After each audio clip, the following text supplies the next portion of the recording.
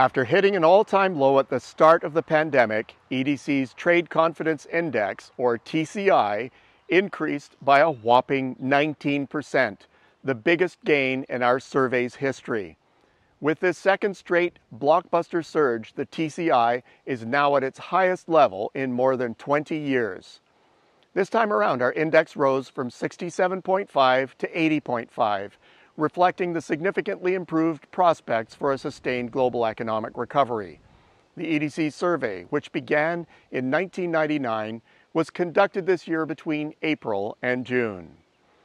Much like in our year-end 2020 survey, the recovery was robust and broad-based. Canadian exporters are growing more optimistic from coast to coast on a wide variety of topics. All 5 TCI index elements rose, led by improved outlooks for overall economic conditions, both domestic and global. All regions made gains, with Quebec taking the mantle from Ontario as the most trade-confident region of the country. All firm sizes picked up, especially small companies who've been hit hardest during the pandemic. The index also rose across all industry sectors. Transportation, which includes autos and aerospace, had the largest gain. Information and communication technology is now the most confident sector, potentially reflecting the rapid shift to online activities during the pandemic. Conversely, extractives, which includes oil and gas, are the most pessimistic sector, reflecting weaker investment intentions as the decarbonization push intensifies. Now, a little more than 1 year ago, the initial COVID-19 shock and lockdowns led to the steepest drop ever in global economic activity, which was mirrored by the largest TCI decline since our survey began. Fortunately, our last 2 surveys, taken together with trade data that have generally exceeded expectations and upgrades to EDC's global economic outlook, demonstrate that economic momentum is building as vaccine rollouts progress and countries take further steps to reopen. As a result, despite ongoing bottlenecks in global supply chains, this level of exporter exuberance suggests Canada's trade is likely to continue its strong performance in the second half of 2021. Canada's renewed exporter confidence is clearly benefiting from the strong economic recovery south of the border. In this survey, a growing share of companies reported that their orders from the United States have improved. Looking ahead, expectations for overall export sales in the next 6 months have returned to pre-pandemic highs, with almost 3/4 of firms forecasting gains. While the slight softening of investment plans is one of the few disappointing results, hiring intentions are as robust as can be, with more than half of firms saying they plan to increase employment in the next 6 months. As labor markets tighten, 1/3 said it was very difficult to access skilled labor. This finding is consistent with our conversations with Canadian exporters across the country in events that we speak at, and also consistent with the Bank of Canada's latest Business Outlook survey, which cited labor as the most common bottleneck, particularly in skilled trades, IT-related work, and in remote regions. The pandemic's impacts have been highly polarizing in the K-shaped recovery. While sales for most firms have been negatively affected, production levels are clearly improving, and a growing number of companies are now reporting positive impacts, which at 28% is double last year's rate. These results show that companies are adapting to new ways of work and increasingly pivoting their production to take advantage of new demand trends.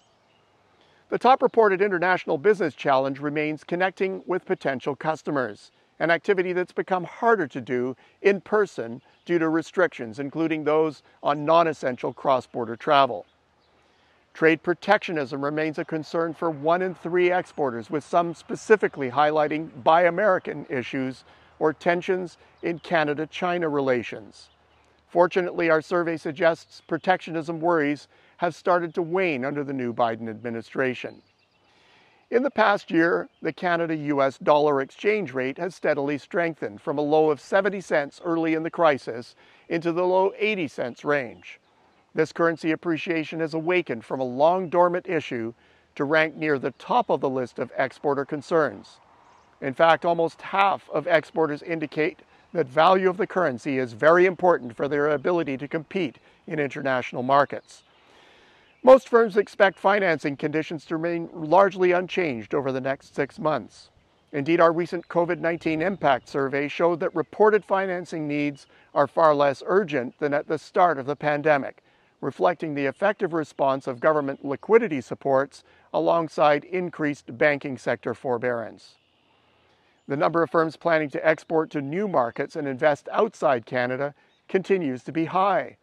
2/3 of respondents plan to export to new markets. And for firms looking to expand their exports, the United Kingdom and Australia are top of mind. In the context of a stronger currency, almost 1/4 plan to invest outside Canada with a focus on the US, China, Europe, and into the UAE and Brazil. This time last year, COVID-19 case counts were rising. Stringent lockdowns were in place across much of the world, and there was little hope of an effective vaccine on the horizon, causing many Canadian exporters to face a once-in-a-lifetime challenge to keep their businesses afloat. Now, many in advanced economies have received a vaccine, and Canadian exporter confidence has risen rapidly to heights unseen in decades. EDC Economics expects the global economic recovery to kick into a higher gear in the second half of the year. The broader U.S. reopening will be a key driver as American households draw on their significant accumulated savings to satisfy pent-up demand, which may see supply struggle to keep pace. Our survey also suggests that an accelerating recovery may bring its own challenges. These include the perennial need to reconnect with customers, tighter labor markets, supply bottlenecks, and shipping delays, a relatively strong Canadian dollar, which benefits import purchasers but can make it harder to compete on price in export markets, and perhaps continued pockets of protectionism. While we are clearly thrilled with the current survey results, we look forward to our year-end TCI survey in December to check in on the trade recovery and find out if Canadian exporters' exuberance will really continue.